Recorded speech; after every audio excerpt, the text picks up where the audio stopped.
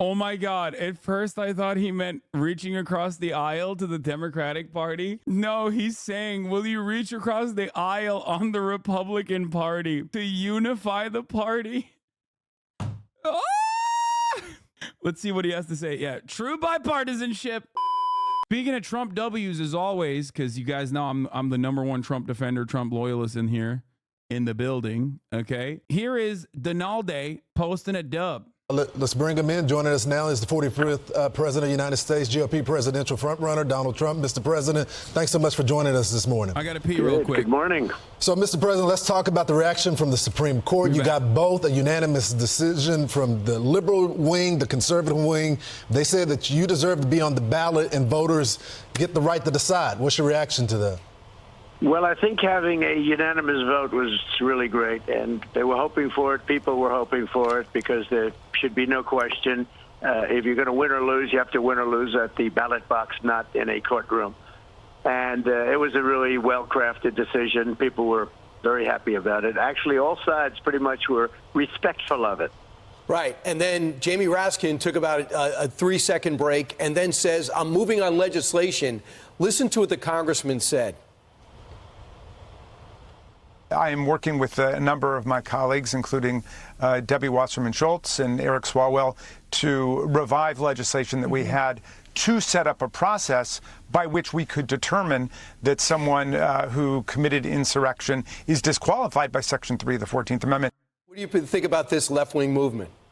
Well, it's the same losers. They're real losers. If they spent their time focusing on the country and making America great again, that would be a lot better than just wasting their time. I've been going through it for years, beating them for years, and it's the same voices, the same faces. They never stop. They don't care about our country. I don't think they love our country, frankly. They love themselves or their movement, and it's a sick movement. And I'm just focused on winning an election. We have to beat Biden. He's the worst president in history. There's never been a worse president. Our borders are an embarrassment all over the world. We have millions and millions of people coming in from jails, from mental institutions. Nobody's ever seen it. Nobody's ever seen anything like this. They're coming in from jails and prisons and mental institutions. As we talked about yesterday, we literally did that to El Salvador. Insane asylums. They're terrorists. I mean, you have terrorists pouring in at a level that we have not seen maybe ever. And what they're doing to our country is incredible. They're poisoning our country. And we're going to close up our border, and we're going to deport the people. We're going to get them out because no country can sustain what we're going through right now. Mr. President, you know I know all too well about that. It's my home state of Texas is the epicenter. But I want to get your reactions to Super Tuesday. You're going to be competing in a lot of states. A lot of folks say you will get close if you win, like the polling suggests tonight, to getting the nomination. But the question is, how are you going to unify your party and then unify the country after that? Is there a peace deal between you and Nikki Haley to move forward as a party? Well, my focus is really, at this point, it's on Biden. We should win almost every state today. I think every state. Last night, as you know, we won with 87% of the vote. We won North Dakota, a great state with a great governor, by the way. But we really look at it, Biden. We think we're going to be very well unified. I've never seen enthusiasm. Look, I did great in the first one. I did great in the second one. I got millions and millions of more votes in 2020 than I did in 2016. We're going to do a lot of sick. Elon Musk doing VDARE propaganda again. This administration is both importing voters and creating a national security threat from unvetted illegal immigrants. It is highly probable that the groundwork is being laid for something far worse than 9/11, just a matter of time. 281,000 likes on this. We are so cooked. Biden administration admits flying 320,000 migrants secretly into the U.S. to reduce the number of crossings at the border has national security vulnerabilities. He turned off the community notes on his posts. Yeah, nice. I love that the richest guy on the planet is just like an outward fascist. Ironic because he is an immigrant, and at a certain point was an undocumented immigrant. As a matter of fact, he literally was a visa overstayer during college. So, you know, but obviously that's different because he's sick and cool. A lot of bad things. Oh, Bezos back on top, my king. Thank you, Bezos. Happen there, whether you like it or not. And we're going to do phenomenal this one. We have a secure election. We're going to make it secure. It's going to be more secure. That's the biggest threat we have. And we have more enthusiasm now than we had in 2020 or 2016, and that's a lot. Here's what Nikki Haley said about her chances, because in the polls, as you know, she seems... Twitter is so busted, dude. Twitter is a complete right-wing shithole. Just complete right-wing shithole. to beat Joe Biden by a wider margin. Oh, you're closing the gap. Here's what she said yesterday. Here's what she said yesterday. If you look at any of the general election polls, Joe Biden and Donald Trump are even. I think there was a Fox poll today. He was up by 2. That's still margin of error. Between last week's poll and this week's poll, I defeat Joe Biden by up to 18 points. Well, your reaction to her as a general election, she thinks she's a better general election candidate. Your thoughts? It's a lie. She knows it's a lie. Look, I have beaten Biden in every poll taken for the last 3 months. She loses to Biden in the polls. She had one fake poll that was taken a long time ago, actually before she started on her little kick, and where she was up. Nobody ever heard of the poll. Nikki Haley loses to Biden. She will lose to Biden. That's not true. That's literally not true. I think if Nikki Haley somehow won, the Republican primary, which is not going to happen, obviously, clearly, is not happening. But if she had, in an alternate universe, like, I think Nikki Haley would defeat Joe Biden. I think Trump beats Biden too, but I think Nikki Haley would also beat Biden by wider margins, as a matter of fact. I don't know why he's saying, like, nope, Nikki Haley would Haley even be even worse or less than Trump? Why are we doing lesser evil between two of the same evil? Why are people on the left always so predisposed to this like harm reduction argument that we're literally doing lesser evil voting arguments between Nikki Haley and Donald Trump at this point? Doesn't that kind of destroy the whole principle behind like lesser evil voting? Yeah, will Hitler be less evil than super mega evil Hitler? The polls are saying that. And then when you add other candidates, she loses by even more. We are winning against Biden in every single poll, and everybody knows it, whether it's the New York Times, whether it's any of the polls that have been taken over the last 3 months. So she's misrepresenting that fact, and it's fine. It's not going to matter because I think we're going to win every state tonight. I did see her up in a poll, double digits, but you are up. You won. You're up by 4 in the New York Times. You're up by 2 in the Fox News, the Wall Street Journal 2, and the CBS poll 4. But, Mr. President, can we get your reaction to, it looks like you're winning with Hispanics based on the polling that we got yesterday. You've gained ground. He's winning with Hispanics? No, he's not. Yeah, Trump is not winning with Hispanics, bro. What are you talking about? Unless you're talking about Florida only or some shit. Sir, we got this poll that says you're winning with Hispanics, Cuban only in Florida and Venezuelan only in Florida. Like, the do you mean? This nation has hella Hispanics, okay? The are we talking about? They don't just live in Texas and Florida, okay? Biden is definitely performing worse with Latino voters this time around than even before. And it is not simply because of he is in the New York Times poll. Wait, what? The Siena poll shows him losing? No way. Trump support among Latinos grows. New York Times Siena College poll found President Biden losing support among Latino voters, who now account for nearly 50% of eligible voters, a record high. Yes. No, Trump's increasing his margins with Hispanics, but he's not winning. The number of Latino eligible voters has increased steadily for 2 decades to more than 36 million. Yes, this is true. Historically, roughly a third of Latino voters have supported Republicans in presidential elections, but there have been examples of greater Republican success in 2004 with George W. Bush. For much of that campaign, many Democrats presumed that Mr. Trump's anti-immigration rhetoric and policies would repel Latino voters, and in much of the country, that presumption proved to be true. Exactly. Roughly 60% voted for Mr. Biden, and Latino voters helped flip Arizona to Democrats in 2020. I've talked about this quite a bit. They were also central to the party's ability to hold on in Nevada in both that election and the 2022 Senate race. But Latino voters in South Texas and Florida were also key for Republican wins. Yes, this is also true. So where is it? Where does this say? Since 2020, both Republicans and Democrats have scrambled to shore up support with Latino voters. No, they haven't. Democrats have not. Republicans have, and they have always consistently tried to get the Latino vote to maintain their control over Texas, which they have been able to, and largely because they seem to see the group as critical to creating a winning majority. Mr. Trump does not need the support of a majority of Latinos to win in November. merely peeling off a few percentage points. Yes. The poll shows Mr. Trump edging out Biden among Hispanic voters, with 46% supporting the former president and 40% favoring Mr. Biden. But because Latino voters make up 15%, no, this is ridiculous. That's insane. This is due to young Latino voters not voting or not showing up in the polls and will most likely not vote. He's gotten 40% now? Jesus Christ. I mean, 46%? That's insane. Just realized that Biden's new opinion on the border will almost surely ensure Biden will lose Arizona election versus Trump, huh? Hasanabi just realized? You think I just realized that? Go watch any of my videos on this exact issue. I've said specifically that Latino voters, Hispanic voters in Arizona, Hispanic voters in Nevada are younger and are also, oh, you're saying you just personally realized. Okay. Yeah, no, I have said that. I've said that before. I've been saying that. At what point do we say it's actually Jover? Unless Biden does a revolution, he's cooked. No, he doesn't need to do a revolution to win in the upcoming election. He's not. He needs just to do the exact opposite of what he's doing. He needs to hammer on abortion. He needs to hammer on democracy.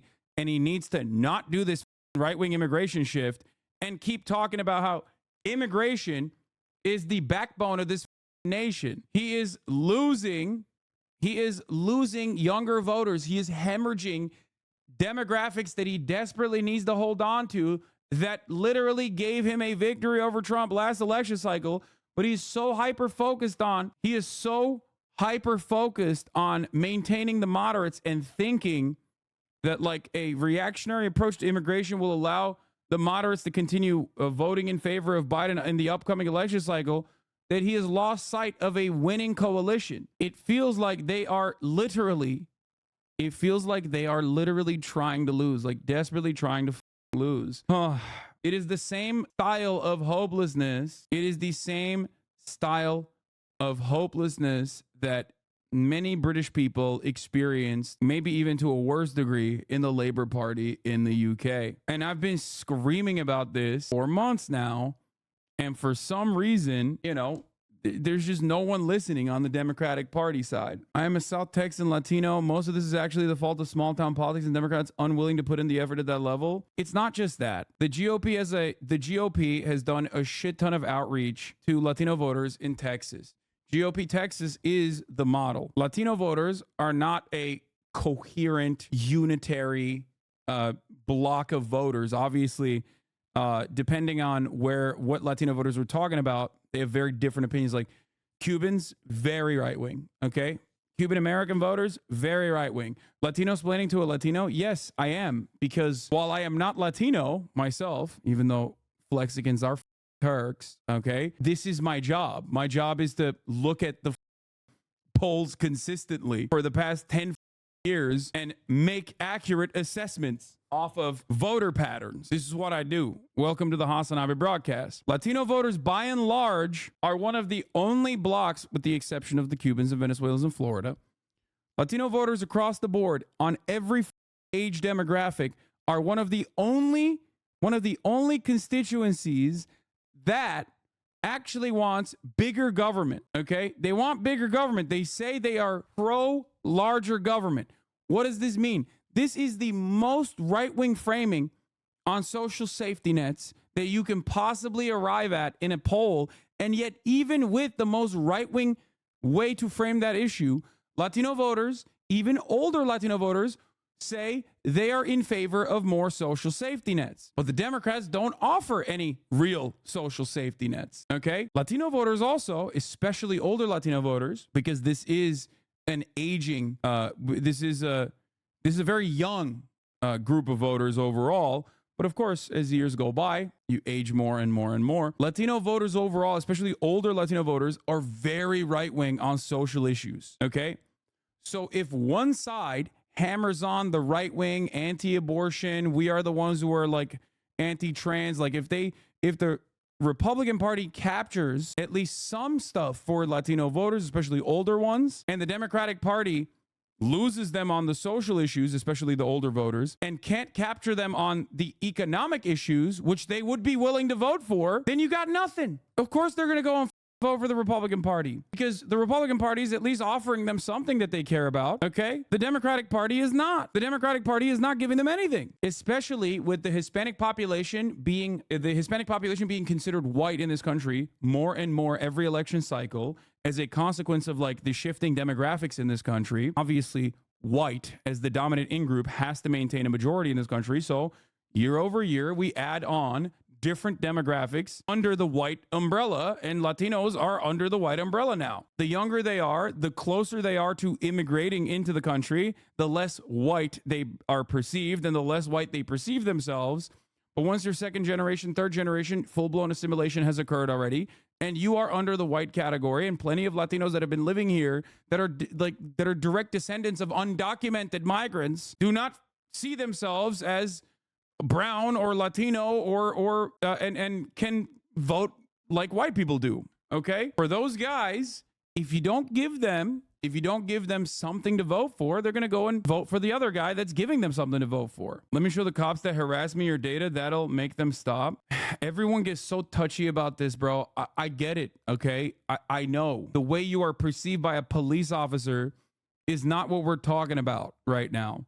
Do you understand? According to the Pew Center of Research, almost 60% of Latinos see themselves as white. Like, that's how they identify. That's what they self-identify. And I already said, younger Latino voters do not, for the most part. Younger Hispanic voters, younger Latino voters do not see themselves as white. But the more far removed you are from coming into the country, if you're a second generation, third generation, or even fourth generation, then you are captured in the polls as a white voter, and you tend to vote like white voters do. I'm trying to help people comprehend the inconsistency and get people to understand why voting patterns play out the way that they do. That's it. 20 points with black voters. I mean, what's the operation going to look like in this general election? I hear from your advisors that there's going to be no city left behind. We're going after everything. Look, we have a different country than we had even 2 years ago. This whole migrant invasion of our country, destruction of our country. You look at what's happened to New York and Chicago. You look at what's happened to Los Angeles. We have a much different country in many ways, but also from a voting standpoint. People that were modestly happy 3 years ago are devastated right now. Their country has been invaded. They can't go to hospitals. They can't go to schools. They can't use their playgrounds for their kids. They cancel out the little leagues. I read today where little leagues are being canceled out all over the country because you have migrants living all over the parks and the fields. Our country is a mess, and right. I think you have a much different country than you do. We're going to make a heavy play for New York. We're going to make a heavy play for Virginia, states that generally don't go Republican. I think they're going to go Republican in a lot. I think frankly, I think the Democrats have themselves a big problem. Well, it's fascinating what's taking place. I think a lot of people are dumbfounded by your numbers, and especially over this past weekend, and you compound the momentum you got with the Supreme Court decision. Can we talk about your policies for a second? As you know, this President of the United States, when it comes to Israel, is getting protested. Now he seems to be turning on Israel. But the non-committed vote that Biden's getting, they're not going to like you either, because you are firmly in Israel's camp, correct? Are you on board with the way the IDF is taking the fight in Gaza? You've got to finish the problem. You had a horrible invasion. It took place. It would have never happened if I was president, by the way. As you know, Iran was broke, Brian. They were broke. Dude, Donald Trump is almost directly, I would say directly responsible for October 7th, like way more than Biden, okay? Straight up. Moving the embassy to Jerusalem, permanently recognizing the annexed lands in Golan Heights, and also the Abraham Accords completely writing out Palestinians from the equation is literally some of the major geopolitical reasons as to why October 7 happened, okay? On top of that, casting aside the Iran denuclearization agreement that they were following the terms on, even after he tossed it aside, and added sanctions, additional sanctions for no reason. The Iranian government kept following the protocol. He just lit the entire region on fire. Like, this is the most expected outcome. Ridiculous. They had no money for Hamas, for Hezbollah. They were broke. This would have never happened. And for another reason, they wouldn't have done it to me. I guarantee you that. They did this because they have no respect for Biden. And frankly, they got soft. And what happened here is incredible. That should never have happened. Likewise, Russia would never have attacked Ukraine. Never. You know it. Everybody knows it. And that wouldn't have happened. This is all on Biden. Do you think the president's in the process of abandoning Israel?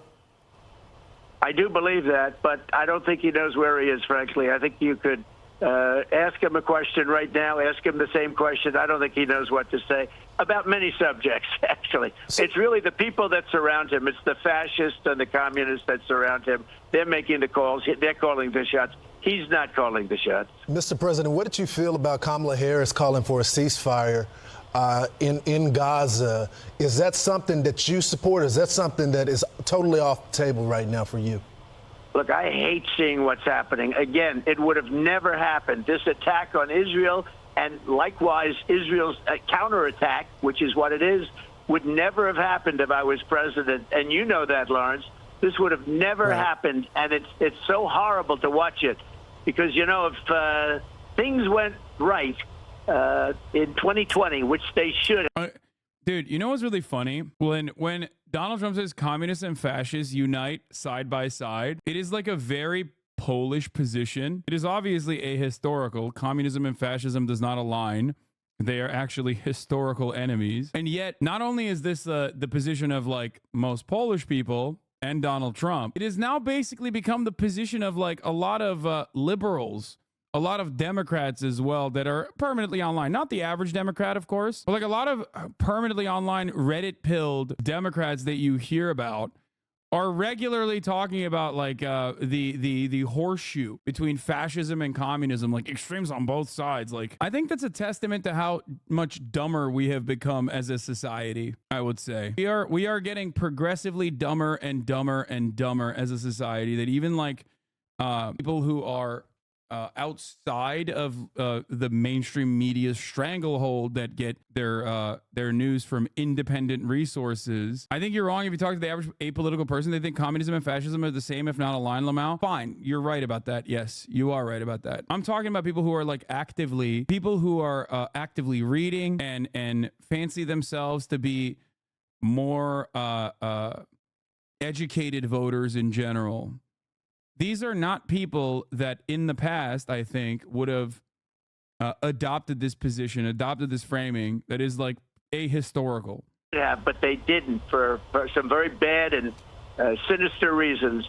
All these people that are dead in Ukraine and Russia and Israel and all these people that are dead, all these areas that are destroyed, people would be leading great lives right now. All of these dead people, much more importantly than the physical, but cities that are just totally wiped out all over the place. We're going to end up in World War III. This is the worst president. I like that he's like also trying to say this is a way for him to like, because he's constantly reading the room. No. He's literally talking about Gaza, right? He's saying we're going to have World War III because of Biden, while simultaneously saying he would do what Biden is doing, but worse, okay? But because he has the ability to read the room better than Biden does, he's basically saying, like, what happened on October 7 is bad. What has happened since then is also bad, and it would not have happened under my watch. That doesn't mean that he's being truthful or honest. It's just interesting to see his messaging on the matter, trying to triangulate a position where he's stating that like he comes with the recognition that like what Israel's doing is also like kind of crazy, kind of up, but without actually saying it, because God forbid he come across anti-Israel in any way. President in history, he makes Jimmy Carter look phenomenal, makes Jimmy Carter look brilliant. Well, the foreign policy. Let's bring it to the ethnic cleansing in air quotes. Oh, come on. We had a little hog. You don't have to block them immediately. You don't have to ban them immediately.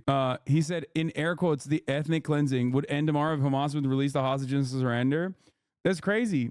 Jay Gutman one is really interesting that you're saying this because October 6th, Hamas had no Israeli hostages and Israel still was an apartheid state, you know? They literally won't accept the hostage deal because Hamas is asking for the end of the current act of... yeah, that's the other part. Israel keeps killing hostages over and over and over again. One thing to understand here is that Israel itself is not interested in ending the ethnic cleansing campaign. Currently, as it stands, the ceasefire negotiation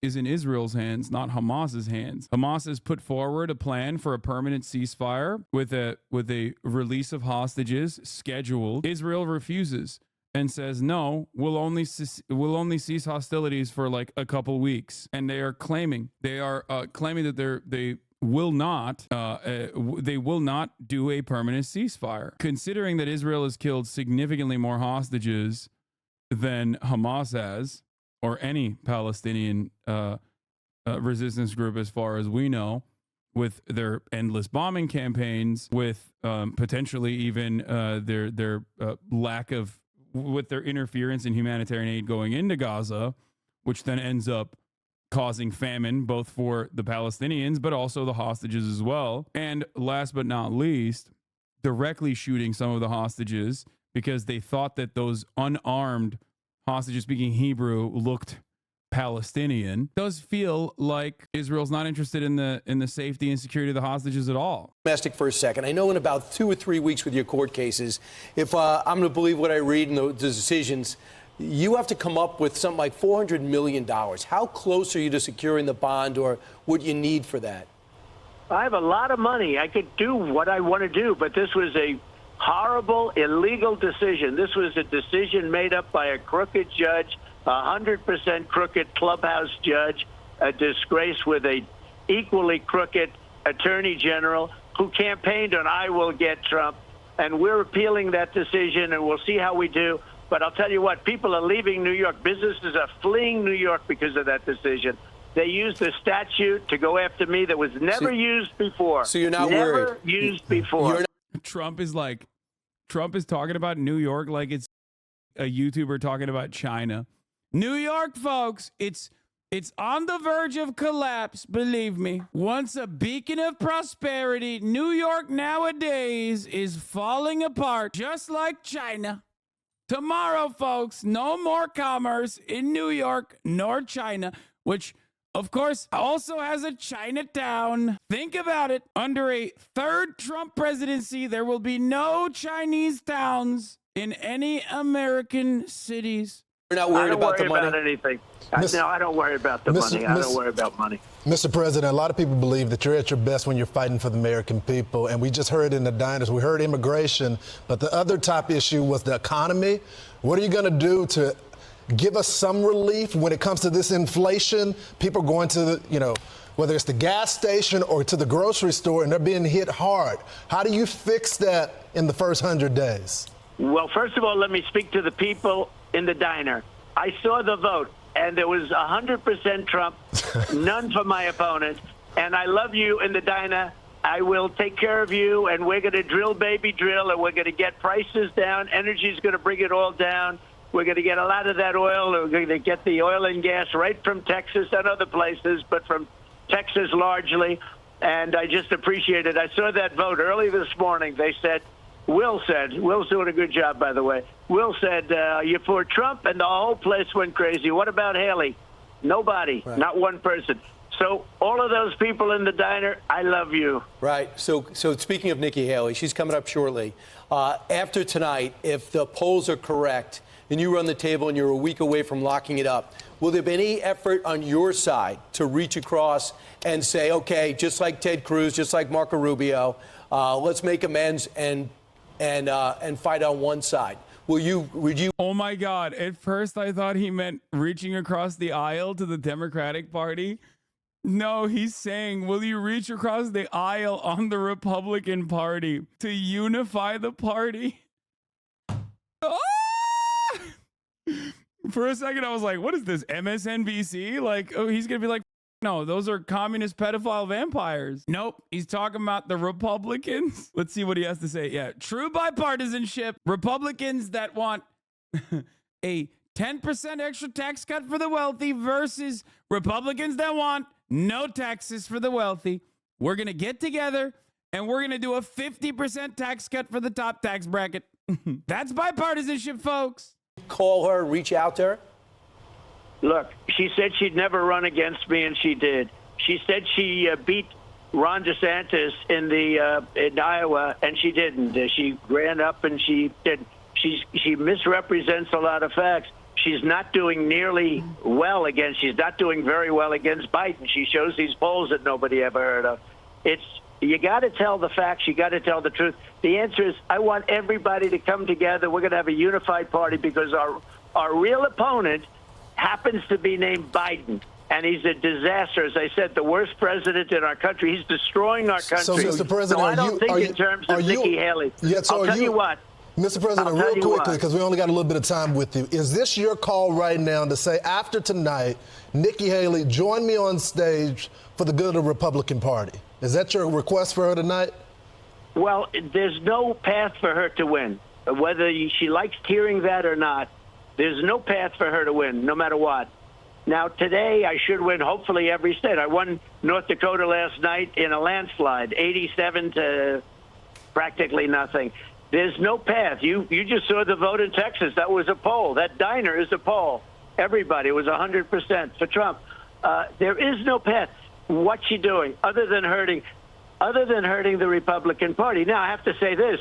Democrats gave her a lot of money. Democrats are because, as a certain person, Gavin Newsom said, there is a man named Gavin Newsom. He interjected himself. I love when he says Gavin Newsom.